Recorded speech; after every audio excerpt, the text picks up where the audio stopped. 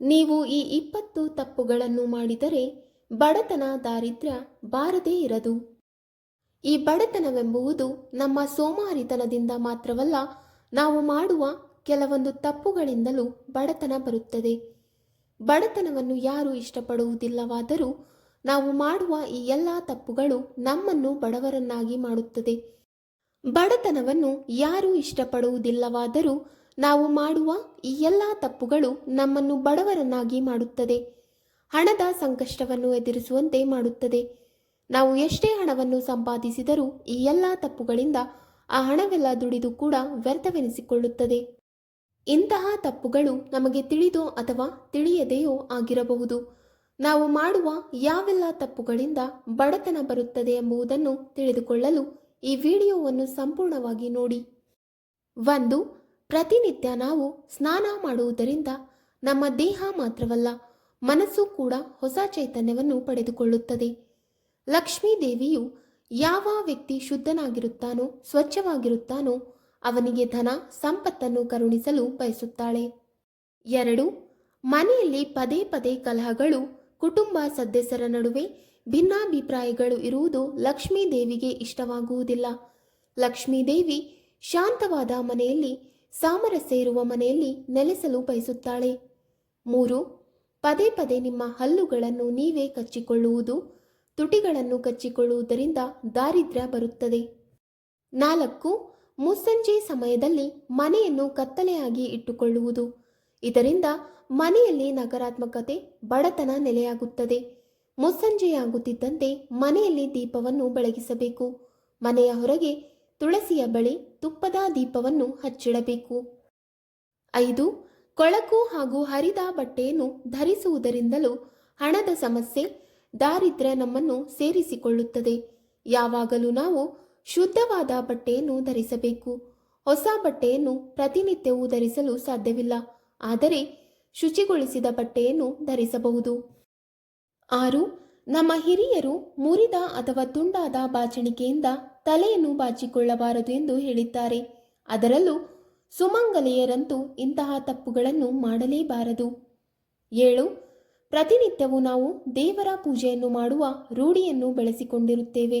ದೇವರ ಪೂಜೆಯನ್ನು ಮಾಡಿದರೆ ಸಾಲದು, ಇದರೊಂದಿಗೆ ನಾವು ಪ್ರತಿನಿತ್ಯವೂ ಮುಂಜಾನೆ ಮತ್ತು ಮುಸ್ಸಂಜೆ ಸಮಯದಲ್ಲಿ ದೇವರಿಗೆ ದೀಪವನ್ನು ಹಚ್ಚಿಡಬೇಕು. 8. ಮನೆಯ ಮುಖ್ಯ ದ್ವಾರದ ಬಳಿ ಚಪ್ಪಲಿಯನ್ನು ಮನಬಂದಂತೆ ಎಸೆಯುವುದು. ಯಾವಾಗಲೂ ನಾವು ಹೊರಗಿನಿಂದ ಮನೆಗೆ ಬಂದಾಗ ಚಪ್ಪಲಿಗಳನ್ನು ಅಥವಾ ಶೂಗಳನ್ನು ಮನೆಯ ಮುಖ್ಯ ದ್ವಾರದಿಂದ ಒಂದಿಷ್ಟು ದೂರ ಇಟ್ಟು ಬರಬೇಕು. ಯಾಕೆಂದರೆ ಲಕ್ಷ್ಮೀ ದೇವಿಯು ಮನೆಯ ಮುಖ್ಯ ದ್ವಾರದ ಮೂಲಕ ನಿಮ್ಮ ಮನೆಯನ್ನು ಪ್ರವೇಶಿಸುತ್ತಾಳೆ. 9. ಮುಸ್ಸಂಜೆ ಸಮಯದಲ್ಲಿ ಉಪ್ಪು, ಮೊಸರು ಇತ್ಯಾದಿ ಬಿಳಿ ಬಣ್ಣದ ವಸ್ತುಗಳನ್ನು ದಾನ ಮಾಡುವುದರಿಂದ ಮನೆಗೆ ದಾರಿದ್ರ್ಯ ಬರುತ್ತದೆ. 10. ಪ್ರತಿನಿತ್ಯ ದೇವರಿಗೆ ಪೂಜೆಯನ್ನು ಮಾಡದೆ ಇರುವಂತಹ ಮನೆಯಲ್ಲಿ ನಕಾರಾತ್ಮಕ ತುಂಬಿಕೊಂಡಿರುತ್ತದೆ.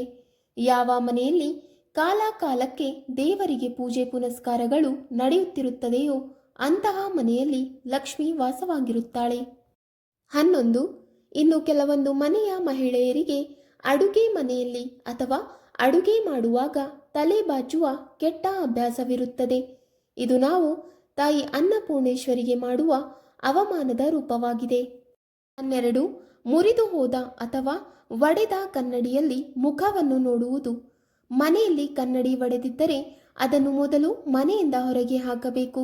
ಇದರಲ್ಲಿ ನಿಮ್ಮ ಮುಖ ನೋಡುವುದು ದಾರಿದ್ರ್ಯವನ್ನು ತರುತ್ತದೆ. 13. ರಾತ್ರಿ ನೀರಿನ ಪಾತ್ರೆಗಳನ್ನು ಮುಚ್ಚದೇ ಇರುವುದು ಕೂಡ ದಾರಿದ್ರ್ಯ ನೆಲೆಸಲು ಕಾರಣವಾಗುತ್ತದೆ. ರಾತ್ರಿ ಮಲಗುವ ಮುನ್ನ ನೀರಿನ ಪಾತ್ರೆಗಳನ್ನು ಮುಚ್ಚಿಡಬೇಕು. ನೀರಿನ ಪಾತ್ರೆಗಳನ್ನು ತೆರೆದಿಡುವುದರಿಂದ ಆ ನೀರಿನಲ್ಲಿ ನಕಾರಾತ್ಮಕ ಶಕ್ತಿಗಳು ಬಂದು ಸೇರಿಕೊಳ್ಳಬಹುದು. 14. ಮನೆಯ ಸದಸ್ಯರು ಸೂರ್ಯೋದಯಕ್ಕೂ ಮುನ್ನ ಅಥವಾ ಸೂರ್ಯೋದಯದ ಸಮಯದಲ್ಲಿ ಹಾಸಿಗೆಯಿಂದ ಏಳಬೇಕು ಹಾಗೂ ಸೂರ್ಯಾಸ್ತದ ಸಮಯದಲ್ಲಿ ಮಲಗಬಾರದು. ಒಂದು ವೇಳೆ ಸೂರ್ಯಾಸ್ತದ ಸಮಯದಲ್ಲಿ ಮಲಗಿದರೆ ಮನೆಯಲ್ಲಿ ನಕಾರಾತ್ಮಕ ಶಕ್ತಿ, ದಾರಿದ್ರ್ಯ ಹೆಚ್ಚಾಗುತ್ತದೆ. 15. ದೇವರ ಫೋಟೋ ಅಥವಾ ವಿಗ್ರಹದ ಮುಂದೆ ಕಾಲಿನ ಮೇಲೆ ಕಾಲು ಹಾಕಿಕೊಂಡು ಕುಳಿತು ಕಾಲನ್ನು ಅಲ್ಲಾಡಿಸುವುದರಿಂದಲೂ ದಾರಿದ್ರ್ಯ ಬರುತ್ತದೆ. 16. ಕೆಲವೊಂದು ಮನೆಗಳಲ್ಲಿ ಬಾತ್ರೂಮ್ ಬಾಗಿಲನ್ನು ತೆರೆದೇ ಇಡಲಾಗುತ್ತದೆ. ಇಂತಹ ತಪ್ಪನ್ನು ಮಾಡಬೇಡಿ. ಬಾತ್ರೂಮ್ ಬಳಸಿದ ನಂತರ ಅದನ್ನು ಸ್ವಚ್ಛಗೊಳಿಸಿ ಬಾಗಿಲನ್ನು ಹಾಕಿಡಬೇಕು. 17. ಮನೆಗೆ ಯಾರಾದರೂ ಬಂದಾಗ ಅವರನ್ನು ಅವಮಾನಿಸಿ ಕಳುಹಿಸಬಾರದು. ಸಾಧ್ಯವಾದರೆ ಅವರಿಗೆ ಏನನ್ನಾದರೂ ನೀಡಿ. 18. ಪ್ರತಿನಿತ್ಯವೂ ಹೊಸ್ತಿಲ ಪೂಜೆಯನ್ನು ತಪ್ಪದೇ ಮಾಡಬೇಕು.